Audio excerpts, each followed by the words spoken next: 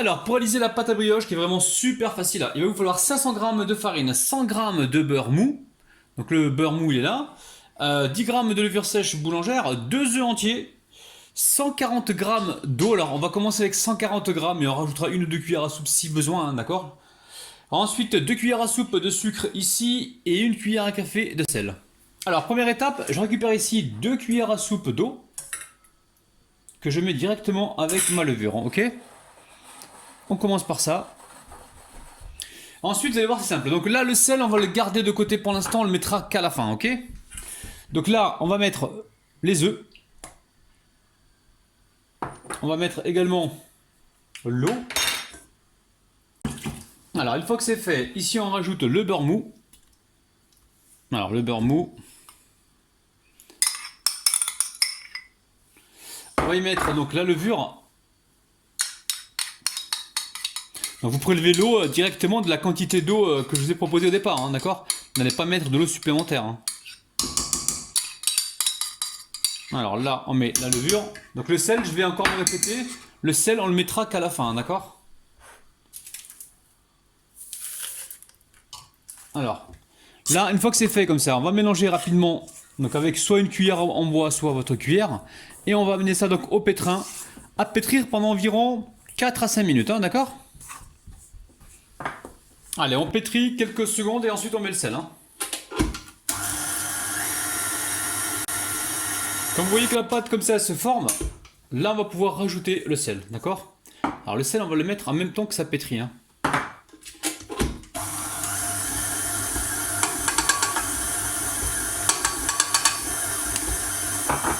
Là on est parti pour 5 minutes. Alors voici le résultat de la pâte après 5 minutes de pétrissage. Donc là je mets un petit peu de farine, on va la décoller. Allez, un peu de farine, je récupère ma palette et je viens comme ça décoller ma pâte.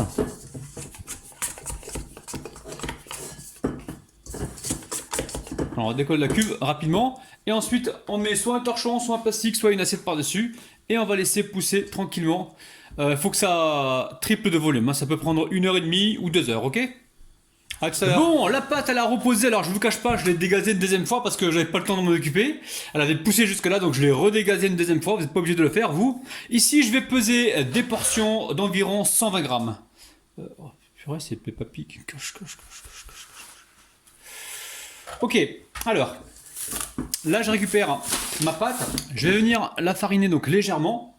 J'en mets également sur mon plan de travail et je vais peser des petites boules d'environ 120 grammes, ok?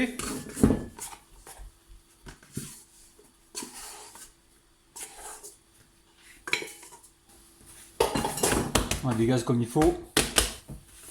Je récupère, hop là, une boule ici. Et on va voir si ça fait 120 grammes.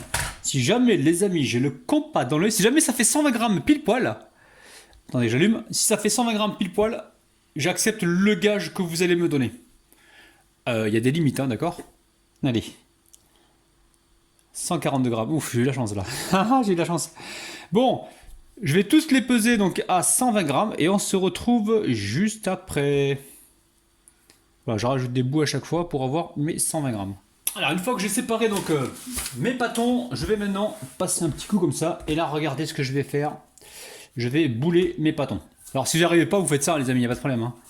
Donc là, j'écrase avec la main. Enfin ça c'est ma technique. Hein. Et je resserre les doigts gentiment comme ça. Je compte jusqu'à 3. 1, 2, 3. Wahed, zouj, tlata. Et c'est bon. Terminus. Hop là, je mets ça de côté pour l'instant et je répète la même opération. Donc là, il faut veiller à avoir un plan de travail qui soit propre, hein, pas de farine hein, dessus, sinon ça va pas marcher. Donc là, je resserre voilà, les doigts, je compte jusqu'à 3. 1, 2, 3. Et voilà. Voilà ma boule là. Ça me rappelle le jeu des gobelets là. Vous connaissez les gobelets avec la petite bille là? Tac, tac, tac, je me suis déjà fait arnaquer à Paris avec ça. Dites-moi comment ça s'appelle en bas dans les commentaires s'il vous plaît là, ce jeu de petites billes là, il faut faire gaffe hein, parce que on se fait souvent arnaquer à Paris. Hein. Alors, on récupère une plaque qui a déjà été utilisée hein, de préférence, pas de gaspillage, vous connaissez la chanson. Là, regardez ce que je fais. Je mets un petit peu de farine, ok? Et là, je mets juste le dessous. Attendez, le dessous de la pâte, ok?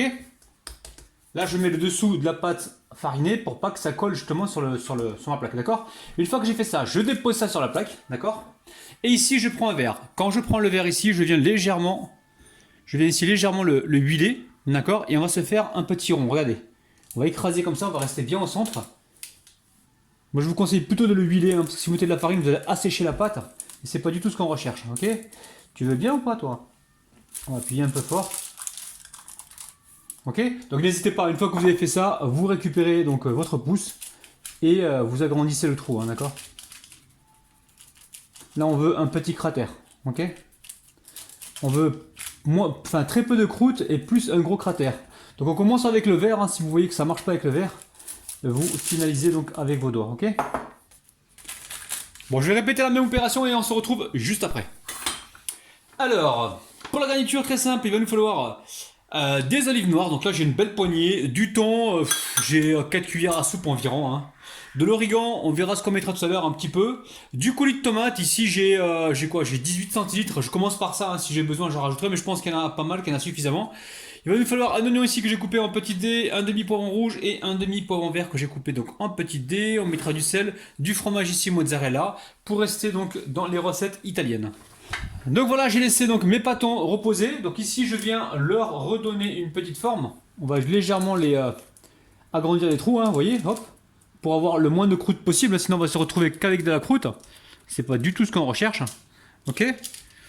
Donc là, je récupère mon coulis de tomate. Donc coulis de tomate, ça c'est du thon, ne vous inquiétez pas. Coulis de tomate, on va venir ici mettre un petit peu, attention pas trop parce que ça va déborder partout. Donc là on en met sur le fond pour l'instant, on fait ça.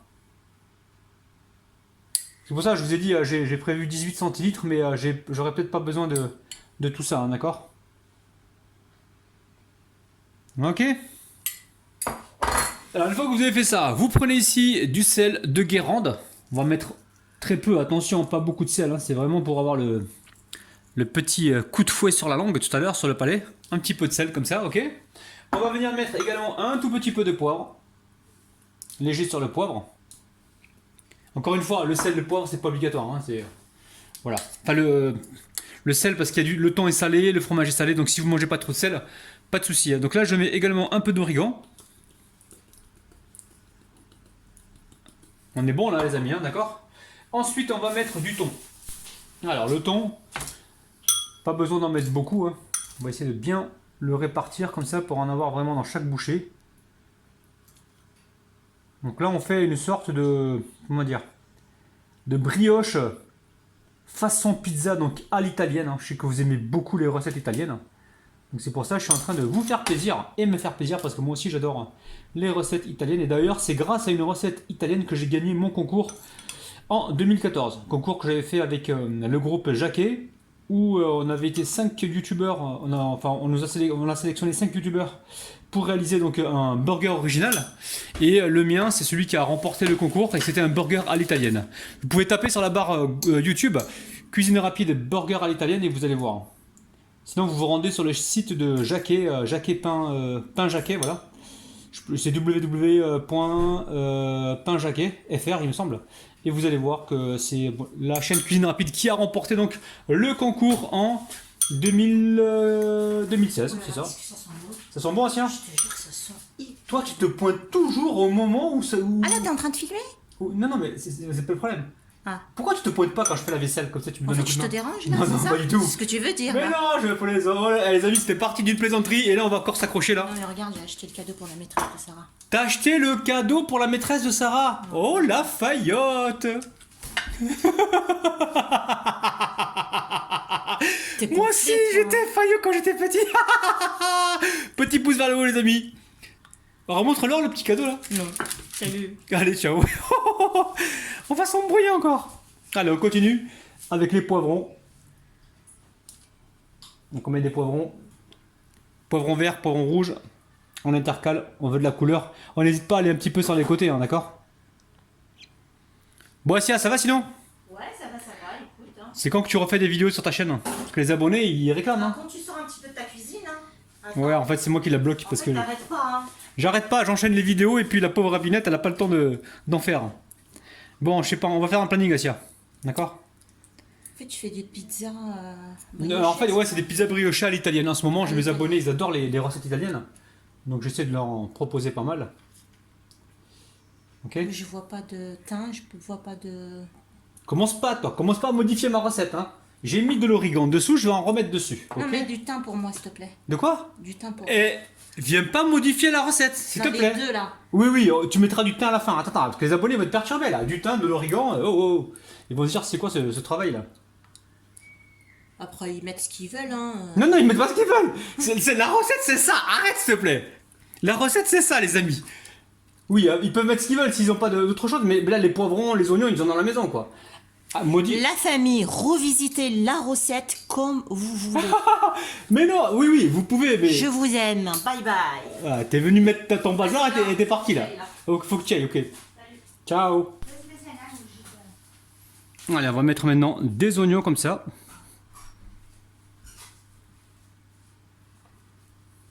Alors je vous rappelle que j'ai deux plaques, hein, une plaque avec 3 et une plaque avec 4. Hein. Donc on en a 7. Alors coupez votre garniture au fur et à mesure hein, pour pas vous retrouver avec des restes. Hein, ok. Ensuite on en est où là? On en est où? Ben là on va mettre la mozzarella dessus comme ça. Oh là là les amis. Ouh là là là là. Ok, donc là on met notre fromage.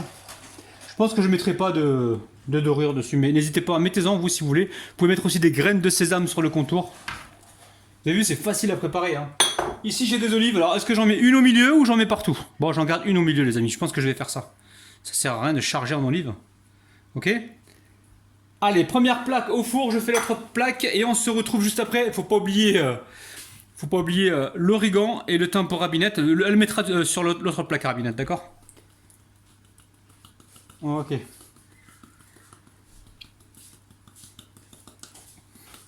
Allez, direction le four.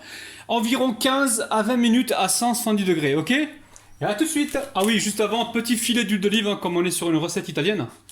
On va honorer donc cette cuisine. Regardez-moi ça. Vous n'êtes pas obligé hein, pour l'huile d'olive, mais ça porte toujours en plus, les amis. Hein. Ok? Allez, direction le four. Bon, après 20 minutes de cuisson, donc j'ai rebaissé un petit peu la température hein, pour avoir une couleur acceptable. Donc là, ce que vous faites à la sortie du four, tout de suite, vous venez comme ça badigeonner avec un petit peu d'huile d'olive. Non seulement ça va apporter du brillant, mais encore plus de moelleux, d'accord? Juste avant de passer à la dégustation, n'oubliez pas les petits pouces vers le haut, n'oubliez pas également d'activer la petite cloche pour recevoir donc toutes les notifications. N'oubliez pas également de partager la vidéo, laissez-moi des pouces bleus, ça m'encourage énormément. Et franchement, vous allez kiffer la recette parce que là, ça sent vraiment super bon. Bismillah.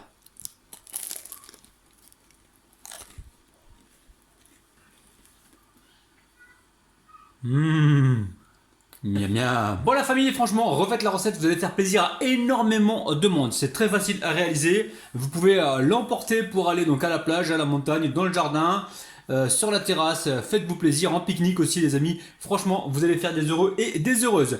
Je vous kiffe de ouf, je vous retrouve demain matin à 9 h. Bisous bisous, bye bye.